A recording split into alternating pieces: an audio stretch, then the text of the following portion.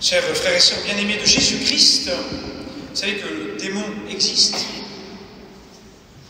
et qu'il cherche à nous tenter et à nous piéger. Est-ce que vous connaissez d'autres noms ou surnoms qu'on donne au démon, à ce principe du mal qui n'existe que pour le néant, que pour détruire? Est-ce que vous connaissez d'autres noms au démon, les enfants? Satan,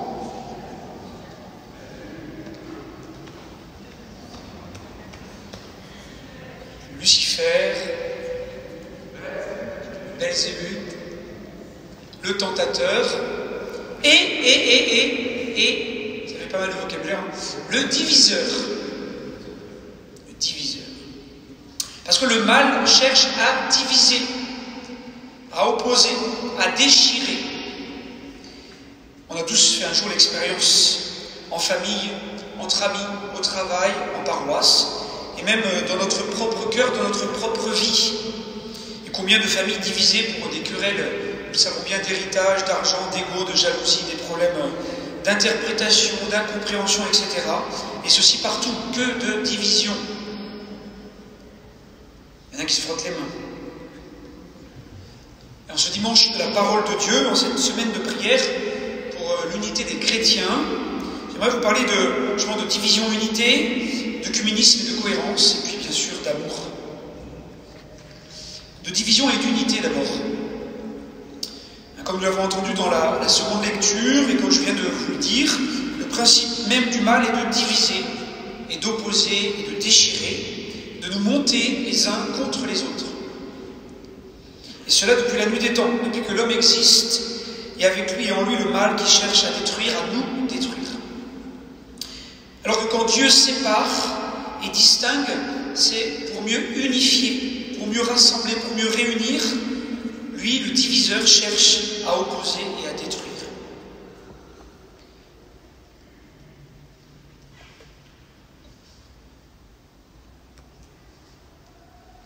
Dieu, il a créé l'homme et la femme pour que leurs différences soient des richesses et des réalités complémentaires.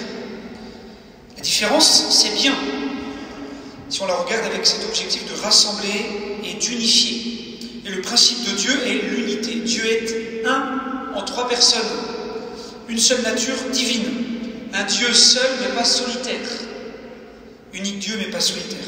Comme vous connaissez la fameuse phrase, Dieu plus Dieu égale 3. Dieu plus Dieu égale 3. Une distinction pour que le don et l'amour soient possibles, pour se donner. Le principe premier de l'amour, c'est qu'il se donne et pour faire grandir la communion d'amour. Et ça, c'est très important dans notre foi catholique. L'unité du mystère de Dieu. Et tout est en vue de la communion. Par exemple, vous savez qu'il y a une différence entre les prêtres et les laïcs, et non pas pour opposer ou dire ça c'est mieux que ça, ou ça contre ça, mais bien pour travailler et collaborer ensemble à la sanctification de tous, dans une réelle complémentarité, pour le bien et l'unité de tous. Différents membres, mais un seul corps, une seule Église, une seule foi. Et donc, comme le mal et le péché sont présents en chacun de nous, et qu'en nous, ils attaquent l'unité, la communion, le bien et l'amour, il nous faut donc combattre pour ne pas tomber dans les pièges, pour résister et choisir l'unité, pour travailler à la communion. Et donc l'unité, c'est un travail, c'est un exercice, mais aussi, et peut-être avant tout, c'est une grâce, un don de Dieu à demander et à recevoir pour que l'œuvre de Dieu soit faite, qu'elle s'accomplisse, qu'elle grandisse. Division et unité. Œcuménisme et cohérence. Parce que ce travail pour plus d'unité est valable aussi, bien sûr, pour nous les chrétiens. Évidemment. Et il commence pour chacun dans son cœur, en lui-même. Parce qu'on peut vite avoir tendance à donner des leçons morales ou à dénoncer le mal ailleurs, les divisions ailleurs, en oubliant de regarder son propre cœur et ses divisions intérieures. Vous voyez, la paix, l'unité, la communion grandiront dans le monde, grandiront dans l'Église, dans ma paroisse, dans ma famille, dans mon couple. si j'accepte de me remettre en cause, moi d'abord personnellement, si je travaille et j'exerce mon cœur, jour après jour, à aimer, à pardonner, davantage, à plus d'humilité, à accueillir.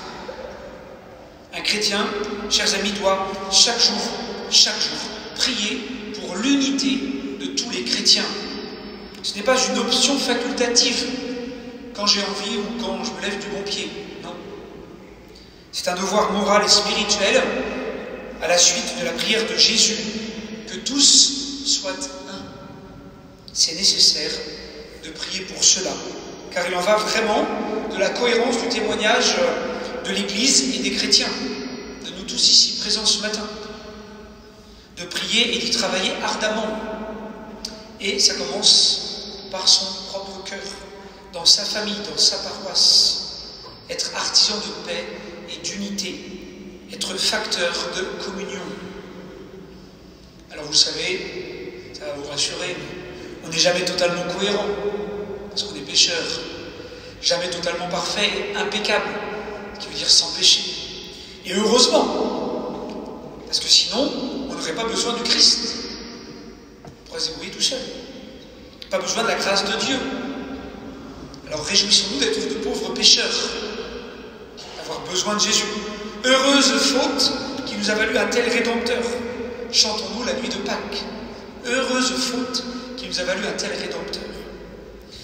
Mes chers amis, la vraie unité comme la vraie paix, c'est Dieu qui les donne et pas nous-mêmes. Mais nous devons y collaborer activement, y participer par notre prière, notre service et toute notre vie. Et déjà, en nous laissant aimer. Et ce sera le troisième point, l'amour, nous laisser aimer. En se laissant aimer vraiment par Jésus. Regardez bien dans l'Évangile, on a entendu, les enfants, vous avez bien entendu l'Évangile. Jésus, il regarde ces pécheurs, Pierre, André, Jacques et Jean, et les appelle. Et tout de suite, qu'est-ce qu'ils font? Marqué aussitôt, ils font quoi? Tout de suite, ils font quoi?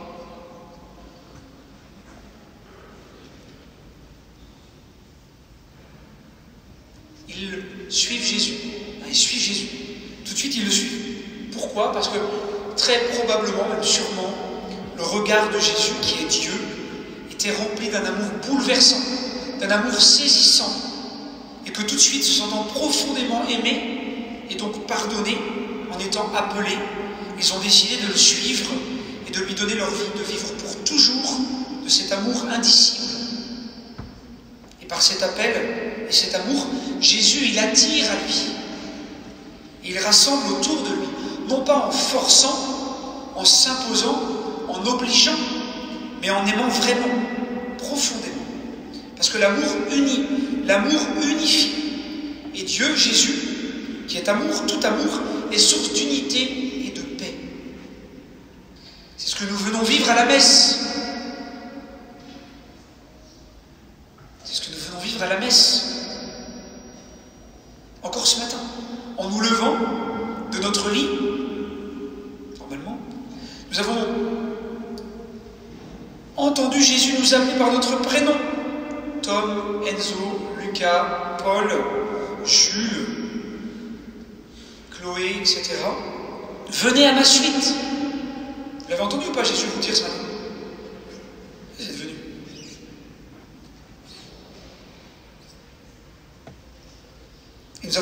Et vous avez couru pour venir à la messe. Plus vite que vos parents même.